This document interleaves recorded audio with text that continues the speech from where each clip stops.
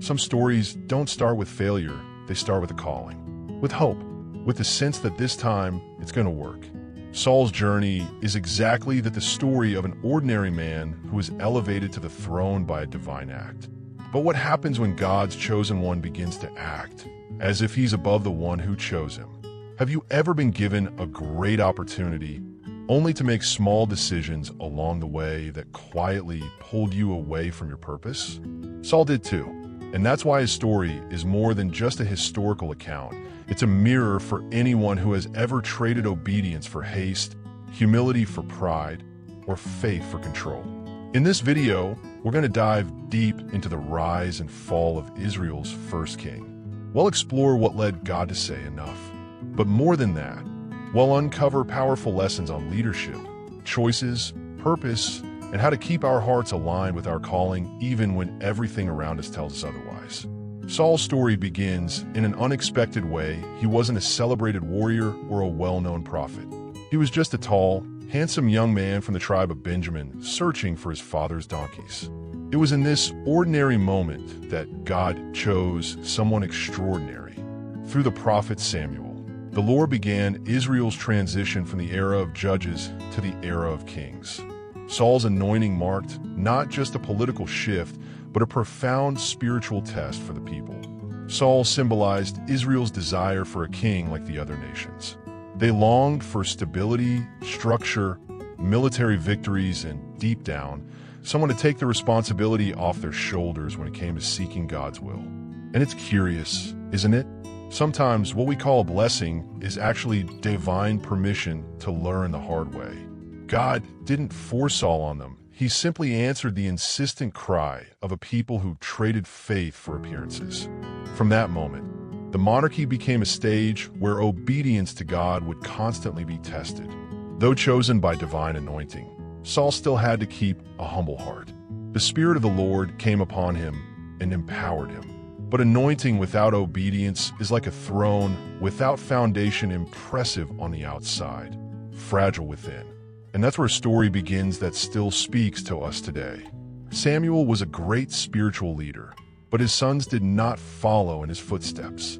They took bribes, twisted justice, and became corrupt. This created disillusionment and fear among the elders of Israel, prompting their request for a king. It wasn't just vanity, it was also a crisis of trust. The people wanted a strong, visible leader to defend them, like the kings of neighboring nations. But beneath that request was something deeper, a desire to replace divine direction with human power. They already had the best ruler imaginable, God himself, but they preferred to copy the world around them. The monarchy seemed like a logical fix, but it masked a spiritual drift. It was like trading living faith for a mechanical system. They solved the symptom of instability by creating a deeper spiritual problem. Samuel was heartbroken, but God comforted him with a sobering truth: they have not rejected you, they have rejected me. It was a tense moment when the Creator himself acknowledged the people's desire to go their own way. Still, God didn't slam the door. He told Samuel to go ahead with their request, but not without warning them about the dangers ahead. From that day forward, each king would reflect either Israel's desires or their rejection of God. When the people insisted on having a king, God made it clear this wasn't just a political decision, it was a direct rejection of his rule. The one who had guided Israel with cloud by day and fire by night was now being pushed aside for a human throne. It was like trading the sun for a flashlight similar in shape, but powerless to sustain. Yet even then, God didn't abandon them. He told Samuel to proceed.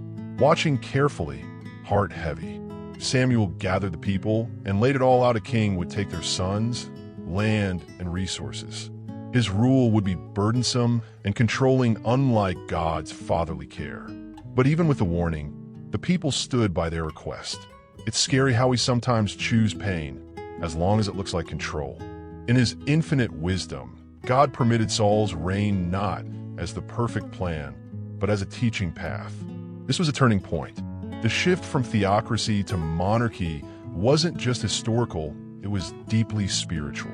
God didn't want an ordinary nation, he wanted a people marked by obedience and trust. When he allowed Saul's anointing, he already knew how it would end. But he still gave the people and Saul a chance to write a new story. The question was, would they choose to obey? Saul's anointing was solemn and unexpected. Samuel, following God's direction, poured oil on Saul's head and declared him king at first in secret. Saul didn't react with joy. He hid among the baggage, afraid and unsure. Strange, isn't it? The Lord's chosen one, hiding from his calling. But that's how many great beginnings look filled with hesitation. When the people saw him, his appearance impressed them. Tall, commanding, with that royal look they craved. But behind the image was a heart still unformed. The Spirit of the Lord came upon him, granting courage and prophecy. That proves anointing doesn't depend on self-confidence, it depends on God's presence. Yet obedience would remain the true measure of Saul's faithfulness. The public confirmation of his reign came with celebration. Israel rejoiced over their first king. There was hope, excitement, and promise in the air. Saul had it all: Samuel's blessing, public support, and divine anointing. But hay race, the turning point, starting well, doesn't guarantee finishing well. A king's true test wasn't the day of his anointing, it was the ordinary days when obedience would be harder than battle. Saul's first big test came when the Ammonites threatened the people of Jabesh Gilead. The enemy wanted to shame them by gouging out every man's right eye. It was a physical and symbolic attack, a blow to Israel's dignity. Saul heard the news, and the Spirit of the Lord rushed upon him. For the first time, he rose with courage. He mobilized the people with strategy, wisdom, and bold authority.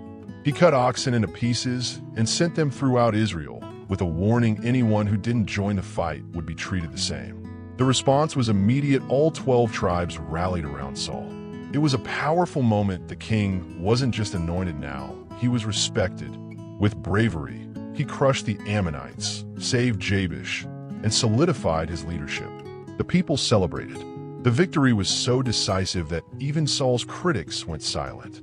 Samuel then summoned everyone to Gilgal, where Saul was officially confirmed as king before the nation. The monarchy was no longer a theory, it had a strong name at the front.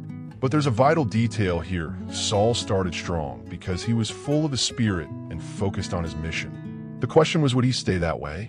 After such a triumph, you'd expect Saul to grow even stronger in his walk with God. But comfort zones are often where the deadliest tests appear.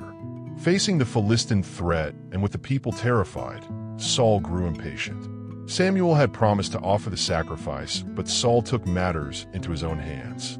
And here was his error. He confused political authority with spiritual authority.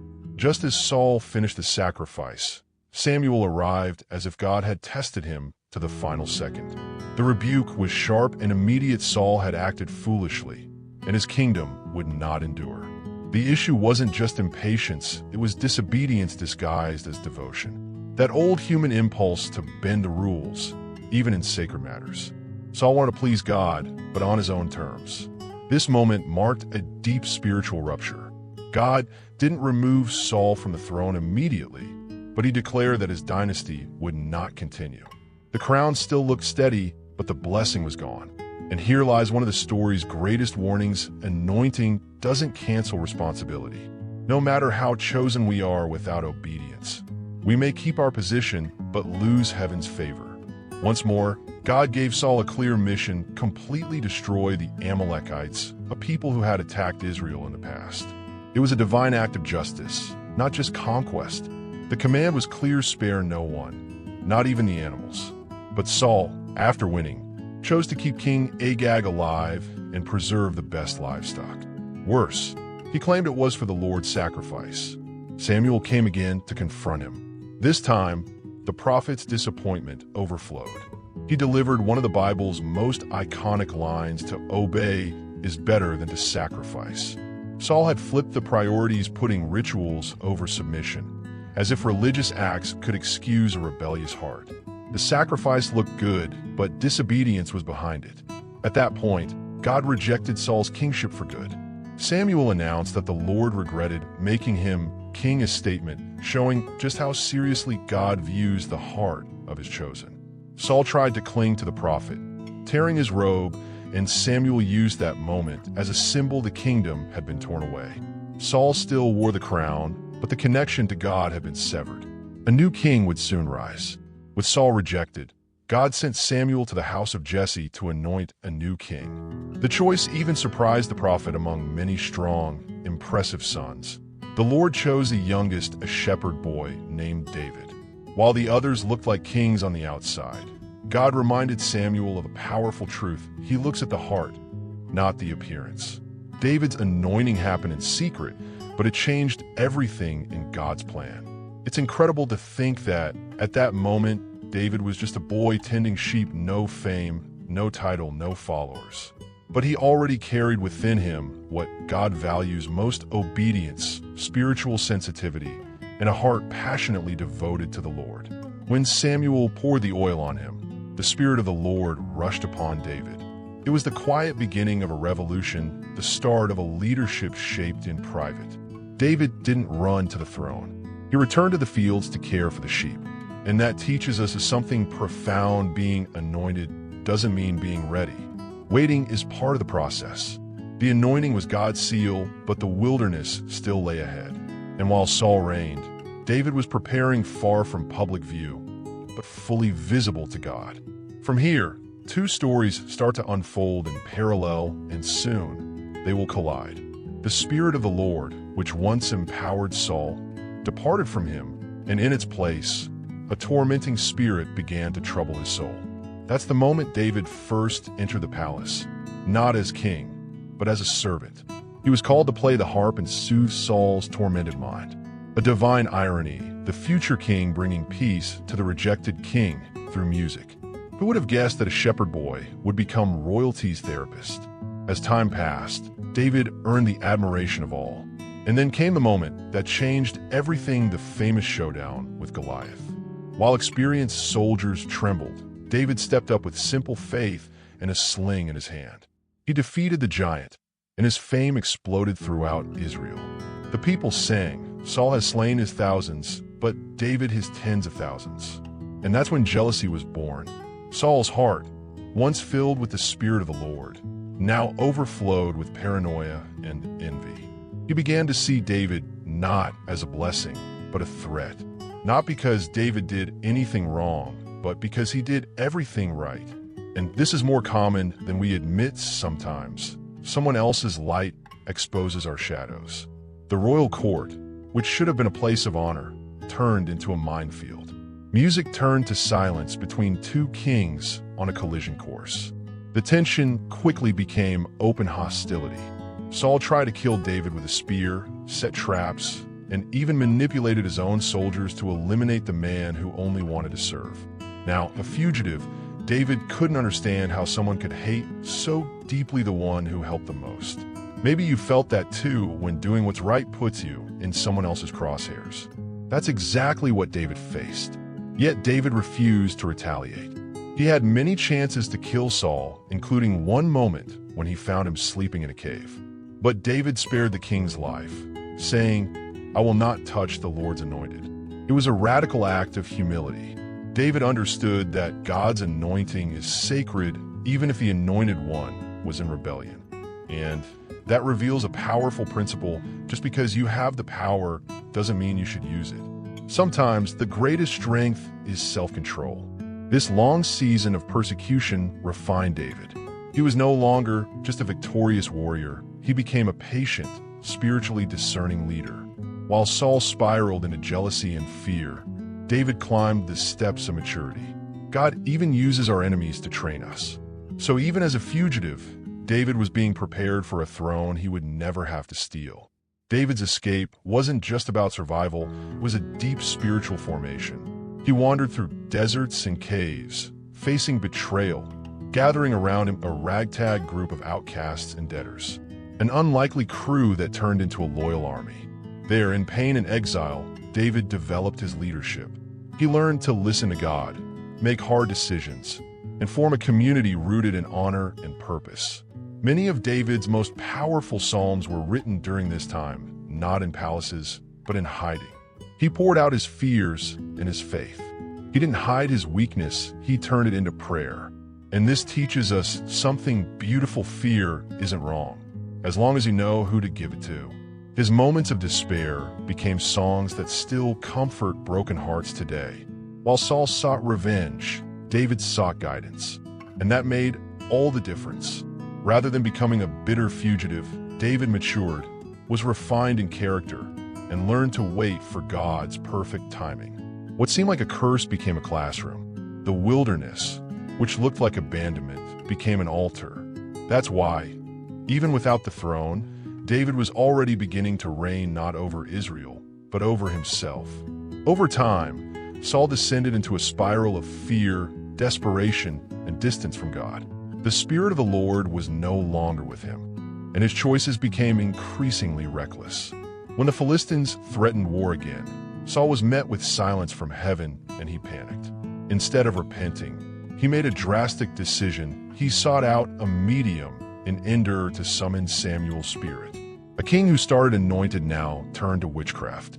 Samuel appeared and confirmed Saul's worst fears. His death was near. God's judgment was about to fall, and the full weight of disobedience would finally come crashing down. It's a chilling scene filled with spiritual tension. Saul, once full of God's Spirit, was now an empty man ruled by fear. He knew how to fight armies, but not how to defeat himself. And that's what led to his collapse. In the next battle, everything was fulfilled. Saul lost his sons and, gravely wounded, chose to take his own life. A tragic ending to a reign that began with such promise. A throne meant to reflect God's glory ended in blood, defeat, and silence. Yet even in this darkness, there's a powerful truth: no one falls all at once. Saul's downfall was built on small, seemingly harmless decisions until it was too late. When news of Saul and Jonathan's deaths reached David, his reaction wasn't joy, it was deep sorrow. Despite years of persecution, David tore his clothes, wept, and wrote a lament honoring the fallen. He didn't rejoice over an enemy's death. He recognized the weight of the anointing that once rested on Saul. That moment revealed something rare: integrity. David knew the throne wasn't a trophy of revenge, it was a sacred responsibility. The song he wrote praised the virtues of Saul and Jonathan, even amidst all the tragedy. He chose to remember the good, not dwell on the failures. That says everything about his heart. Instead of repeating a story of pain, David chose the path of honor. And that teaches us that maturity isn't erasing the past, it's learning to face it without bitterness. When David spoke, all Israel listened and wept. That moment sealed the difference between Saul and David once and for all. One ended his life far from God, consumed by control. The other emerged as a man after God's own heart, sensitive, respectful, humble. The throne was closer than ever, but David didn't rush to claim it. First, he mourned, because before ruling a nation, he had learned to rule over his emotions. And that's what made him the king Israel truly needed. Saul's story isn't just about a king who lost his throne. It's about anyone who ever started well, but got lost along the way. It's a quiet warning that anointing may open doors, but only obedience keeps us inside. Maybe today you feel like God is distant, but could it be like Saul? You've started walking ahead of him? Have you confused activity with intimacy? Sacrifice with surrender? Ruling others is easy, ruling your own ego is the real challenge. And if God is saying enough to an area of your life today, maybe it's not to reject you like Saul, but to reshape you like David. Because God is still raising up ordinary people for extraordinary purposes. So which path will you choose? What kind of leader, servant, or person do you want to be? If this message spoke to your heart, subscribe to the channel, turn on notifications, and share it with someone who needs to hear it. Here, we walk together pursuing a heart aligned with heaven. See you in the next video.